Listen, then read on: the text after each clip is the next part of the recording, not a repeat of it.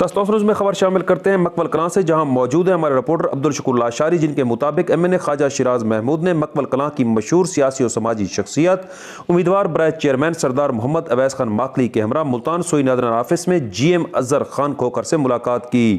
اس ملاقات میں مکول کلاں کی بقیہ گلیوں میں پائپ لائن نصب کرنے کی منظوری دی گئی۔ اس کے ساتھ ساتھ جھوک صدیق والی اور جھوک سکندر والی بستیوں میں بھی سوئی گیس دینے کی یقین دہانی کرائی گئی۔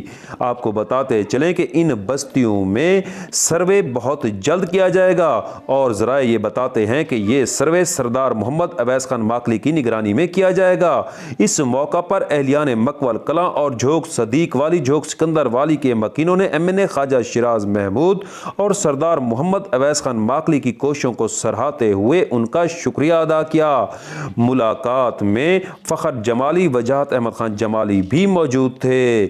عبدالشکور لاشاری کے ساتھ سہیل شہزاد، تونسہ نیوز، تونسہ شریف۔